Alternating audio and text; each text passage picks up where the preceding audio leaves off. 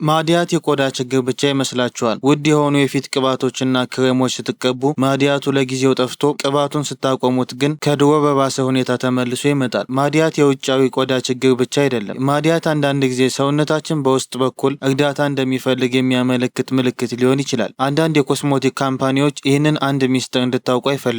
ምክንያቱም ይህንን ሚስጥር ካወቃችሁ በየጊዜው በሺዎች የሚቆጠሩ ገንዘብ እያወጣችሁ ቆዳችሁን እየጎዳችሁ የእነሱ ቋሚ ደንበኛ መሆናችሁን ታቆማላችሁ። ምንም አይነት ኬሚካል ሳይነካችሁ በቤት ውስጥ በቀላሉ ማዲያትን ከስሩ ነቅሎ የሚያጠፋውን ሳይንሳዊ እና ብዙ ሰዎች ማያውቁትን ዘዴ ያሳያችኋለሁ። በተለይ ቪዲዮ መሃል ላይ ብዙዎቻችሁ ሳታውቁ ማዲያታችሁ እንዲባባስ የሚያደርገውን አንድ በየዕለቱ የምትሰሩትን ትልቅ ስህተት እነግራችኋለሁ። ይህ ስህተት ካላስተካከላችሁ ምንም አይነት መድኃኒት ብትቀቡ ለውጥ አታመጡም። እንዲሁም በቪዲዮ መጨረሻ ላይ በአንድ ወር ውስጥ ፊታችሁ እንዴት ወደ ተፈጥሮ ቀለሙ እንደሚመለስ ደረጃ በደረጃ አሳያችኋለሁ። ስለዚህ ቪዲዮውን በጥሞና ተከታተሉ።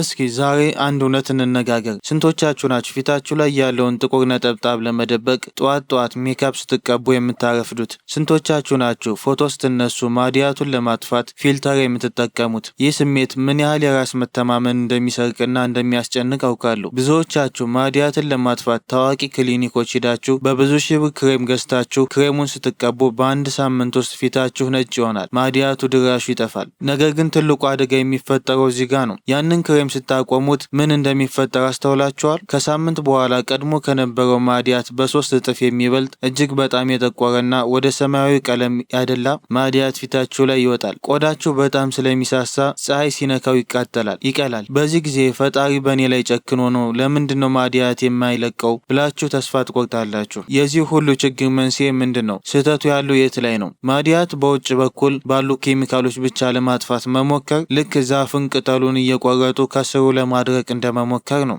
ዛፍ ከስሩ ካልተነቀለ ቅጠሉን በቆረጣችሁት ቁጥር እንደገና እየበቀለና ይበልጥ እየለመለመ ይመጣል። የማዲያት ትክክለኛ መንስኤ ምንድን ነው? ሳይንሱ ምን ይላል? እስኪ ወደ ሰውነታችሁ ውስጥ ገብተን ትክክለኛውን ሂደት በቀላል አማርኛ እንየው። በቆዳችን ስር ሜላኖሳይት የሚባሉ ትንንሽ ሴሎች አሉ። የእነዚህ ሴሎች ዋና ስራ ሜላኒን የተባለ ጥቁር ቀለም ማምረት ነው። ይህ ጥቁር ቀለም ምን ይጠቅማል? ቆዳችን ከፀሐይ ጨረርና ከተለያዩ አደጋዎች ለመከላከል ነው። ልክ ፀሐይ ሲመታን ወይንም ሰውነታችን ቆዳው አደጋ ላይ መሆኑን ሲረዳ እነዚህ ሴሎች ቶሎ ብለው ጥቁር ቀለም ሜላኒንን በብዛት በማምረት ቆዳችንን ይሸፍኑታል፣ ይከላከሉታል። ችግሩ የሚፈጠረው አንዳንድ ጊዜ እነዚህ ቀለም አምራች ሴሎች ከመጠን በላይ ሜላኒን ማምረት ሲጀምሩ ነው። በዚህ ሂደት ውስጥ ታይሮሲኔዝ የሚባል ኢንዛይም ቁልፍ ሚና ይጫወታል። ይህ ኢንዛይም ሜላኒን እንዲመረት የሚረዳ ተፈጥሯዊ የሰውነት አካል ነው። ብዙ የማዲያት ህክምናዎች የሚሰሩት ይህንን ኢንዛይም በመቆጣጠር ነው። ስለዚህ ማዲያትን ለማከም ይህ ሂደት መረዳት ጠቃሚ ነው። የምትገዟቸው እነዛ ውድ ክሬሞች ሃይድሮኩዊነን ወይንም ስቴሮይድ ያላቸው ክሬሞች የሚያደርጉት ነገር ቢኖር ይህንን ቀለም ከቆዳችሁ ላይ በግድ መላጥ ነው። ቆዳችሁ ስትልጡት እነዚህ ሴሎች ይበልጥ ይደነግጡና ኦሆ ቆዳችን አደጋ ላይ ነው፣ መከላከያ ቀለማችን ተገፈፈ፣ ተሎ በብዛት ጥቁር ቀለም አምርቱ ብለው አዲስ ትዕዛዝ ያስተላልፋሉ። ለዚህ ነው ክሬም ስታቆሙ ማዲያቱ በ3 እጥፍ ጠቁሮ የሚመለሰው። ይህ ክስተት በሳይንሱ ሪባውንድድ ሃይፐርፒግሜንቴሽን ይባላል። ታዲያ እነዚህን ሴሎች ያለ እረፍት ጥቁር ቀለም እንዲያመርቱ የሚያደርገው ማን ነው? 4 ዋና ዋና ወንጀለኞች አሉ። የትኛው ወንጀለኛ በእናንተ ላይ እንዳለ ራሳችሁን ፈትሹ። አንደኛ፣ ይህ ብዙ ጊዜ በእርግዝና ወቅት የወሊድ መከላከያ እንክብል ስትወስዱ ወይንም የማህፀን ችግር ሲኖር የሚፈጠር ነው። በሴቶች ላይ ኢስትሮጂን ሆርሞን ሲበዛ ቀጥታ ሄዶ እነዚህ ቀለም አምራች ሴሎች ሜላኖሳይቶችን ስራ ጀምሩ ብሎ ያዛቸዋል። ለዚህ ነው ብዙ እናቶቻችን ከወሊድ በኋላ የእርግዝና ማዲያት ክላኦዝማ የሚወጣባቸው።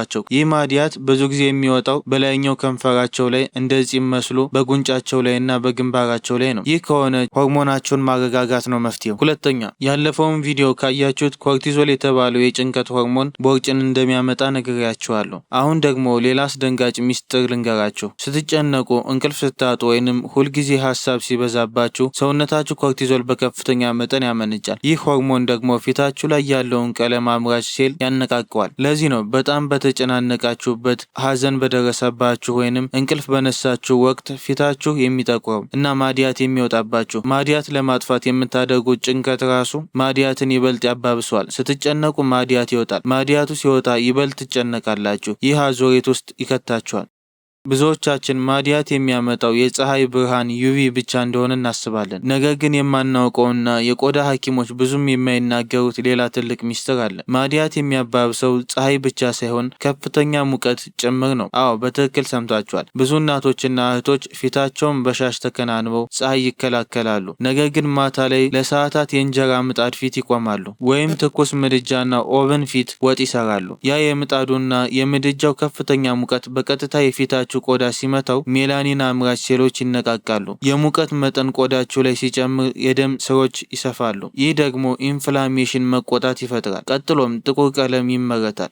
ለዚህ ነው ብዙ ጊዜ ምግብ አብሳይ የሆኑ እናቶች ወይንም ሞቃት አካባቢ የሚሰሩ ሰዎች ለከፍተኛ ማዲያት የሚጋለጡት። አራተኛ፣ ይህ የዘመናችን አዲሱ የማዲያት መንስኤ ነው። አሁን ይህን ቪዲዮ እያያችሁ ያላችሁበት ስልክ ወይንም ላፕቶፕ ብሉ ላይት የተባለ ብርሃን ያመነጫል። ጥናቶች እንደሚያሳዩት ይህ ብርሃን ልክ እንደ ፀሐይ ጨረር ቆዳ ውስጥ ዘልቆ የመግባት አቅም አለው። ማታ ማታ መብራት አጥፍታችሁ ስልካችሁን ለረጅም ሰዓት ፊታችሁ ላይ ደቅናችሁ የምትጠቀሙ ከሆነ የዚህ ስልክ ብርሃን ቆዳችሁን በማቃጠል ማዲያት እንዲፈጠርና እንዳይጠፋ ሊያደርግ ይችላል። አሁን እነዚህን አራት ዋና ዋና ምክንያቶችን ካወቅን ወደ መፍትሄው እንግባ። ነገር ግን ከመፍትሄዎቹ መካከል አንድ ዘዴ አለ። ዘዴ ቁጥር 3። ይህ ዘዴ ከሁሉም በላይ ወሳኝ ነው። ብዙ ሰዎች ዘዴ 1 እና ዘዴ 2ን ብቻ ሰርተው ዘዴ 3ን ስለሚዘሉ ምንም ውጤት አያዩም።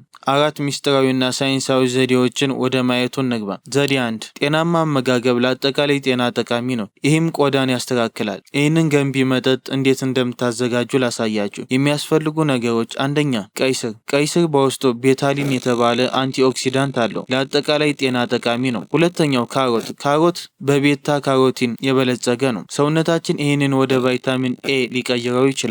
ሶስተኛ ዝንጅብል። ጥናቶች እንደሚያሳዩት ዝንጅብል ጸረ ኢንፍላሜሽን ባህሪያት አሉት። አራተኛ ግማሽ ሎሚ ቫይታሚን ሲ ይዟል። አዘገጃጀት፣ ቀይ ስሩን እና ካሮቱን በደንብ አጥባችሁ ከትፋችሁ ከዚያም ከዝንጅብሉ ጋር ወደ መፍጫው አስገቡት። ከፈለጋችሁ የሎሚውን ጭማቂ ጨምሩበት። ትንሽ ውሃ ጨምራችሁ በደንብ ፍጩት። ፈሳሹን አጥልላችሁ በብርጭቆ አድርጉት። ማሳሰቢያ፣ የጨጓራ ህመም ካለባችሁ ሎሚውን መተው ትችላላችሁ። የኩላሊት ችግር ካለባችሁ ቀይ ስር ከመጠቀማችሁ በፊት ሐኪም አማክሩ። ይህ መጠጥ ምን ያደርጋል? ይህ ጤናማ መጠጥ ነው። ለአጠቃላይ ጤና ይረዳል። ነገር ግን ብቻውን ማዲያትን አያጠፋም። ማዲያትን ለማከም ከሌሎች ዘዴዎች ጋር መደመር አለበት። ዘዴ 2 ተፈጥሯዊ የፊት ማስክ። ከዚህ ማስክ በፊት ሁለት አስፈላጊ ነገሮችን ማወቅ አለባችሁ። አንደኛ ፓች ቴስት አድርጉ። ማንኛውም አዲስ ነገር ፊታችሁ ላይ ከመቀባታችሁ በፊት ትንሽ ቦታ ላይ ለምሳሌ ከጆሮ ጀርባ ቀብታችሁ 24 ሰዓት ጠብቁት። ማሳከክ ወይንም መቅላት ከተፈጠረ አትጠቀሙት። ሁለተኛ ከባድ ማዲያት ካለባችሁ መጀመሪያ የቆዳ ሐኪም አማክሩ።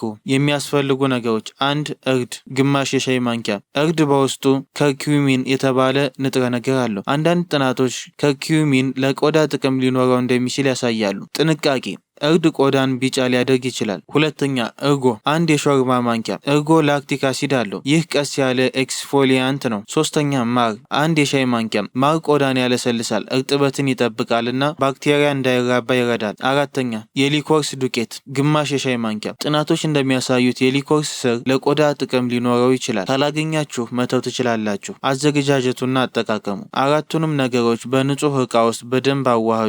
የፓች ቴስት ካደረጋችሁ በኋላ ፊታችሁ ለብ ባለ ውሃ ታጥባችሁ አድርጉት። ማስኩን ቀጭን አድርጋችሁ ማዲያቱ ባለበት ቦታ ላይ ወይም ሙሉ ፊታችሁ ላይ ተቀቡት። ከ15 እስከ 20 ደቂቃ ያህል አቆዩት። ከዚያም ለብ ባለ ውሃ ቀስ ብላችሁ ታጠቡ። ትልቅ ጥንቃቄ፣ ፊታችሁ በኃይል አትሹት። ቆዳም በኃይል ማሸት ቆዳን ሊያበሳጭና ማዲያትን ሊያባብስ ይችላል። ስለዚህ ፊታችሁን ስትታጠቡ ሆነ ስታደርቁ በቀስታ ብቻ አድርጉት። ይህንን ማስክ ከፈለጋችሁ በሳምንት 2 ወይንም 3 ጊዜ ማታ ማታ ከመተኛታችሁ በፊት መጠቀም ትችላላችሁ። ዘዴ 3 ይህ ከሁሉም በላይ ወሳኝ ዘዴ ነው። የቆዳ ባለሙያዎች ቁጥር 1 ምክራቸው ይህ ነው። ማንኛውም ጥንቃቄ አድርጋችሁ ነገር ግን በሚቀጥለው ቀን ያለ መከላከያ ፀሐይ ላይ ከወጣችሁ ወይም ምጣድ ፊት ከቆማችሁ የሰራችሁት ስራ ሊቀንስ ይችላል። ማዲያት ለማከም ከፈለጋችሁ ሰንስክሪን ወይንም የፀሐይ መከላከያ ክሬም የቅንጦት ሳይሆን አስፈላጊ ነው። ጠዋት ከቤት ከመውጣታችሁ 15-20 ደቂቃ በፊት ሰንስክሪን መቀባት ይመከራል። ፀሐይ ባይኖርም ዝናብ ቢሆንም የፀሐዩ ዩቪ ጨረር ደመናውን አልፎ ቆዳቸው ሊደርስ ይችላል። እስከ 80% ዩቪ ደመና ውስጥ ያልፋል። ስለዚህ በየቀኑ ተጠቀሙት። SPF 30 ወይንም ከዚያ በላይ ብሮድ ስፔክትረም የሚል ይመረጣል። በተጨማሪ ምጣድ ፊት ስትቆሙ ወይንም ትኩስ ምድጃ ጋር ስትሰሩ ከሙቀት ለመከላከል አንደኛ ከምጣዱ ርቀት ጠብቁ፣ ሁለተኛ የአየር ማናፈሻ ተጠቀሙ። የፀሐይ መከላከያ ክሬም መግዛት ለማትችሉ ደግሞ ከቤት ስትወጡ ሁልጊዜም ሰፋ ያለ ኮፍያና ጥላ መጠቀም ባህል አድርጉ። ይህ ከምንም የተሻለ ነው። ማታ ማታ ስልክ ስትጠቀሙ ደግሞ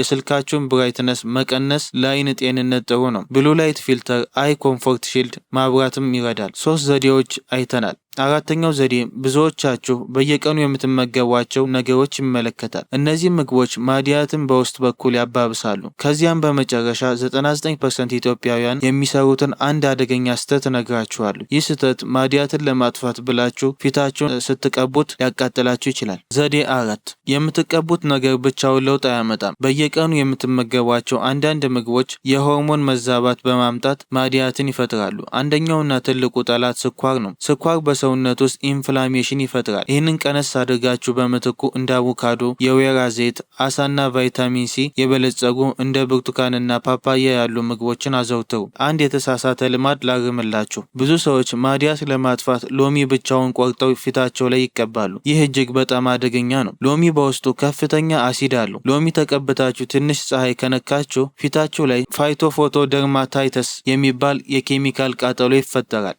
ማዲያታችሁ ይብሳል። ጥቁር ድንጋይ ነው የምትመስሉት። ሎሚ መጠቀም ካስፈለገ ቅድም ባሳየዋችሁ መንገድ ከማርና ከእርጎ ጋር ተቀላቅሎ ጥንካሬው ሲቀንስ ብቻ ነው መሆን ያለበት። እስኪ በመጨረሻ አንድ እውነት እንነጋገር። ማዲያት በአንድ ቀን አልመጣም። ስለዚህ በአንድ ሌሊትም አይጠፋም። የቆዳ ሴሎች ሙሉ በሙሉ ታድሰው አዲስ ቆዳ ከውስጥ ወደ ውጭ ለማውጣት ቢያንስ ከ28 እስከ 45 ቀናት ይፈጅባቸዋል።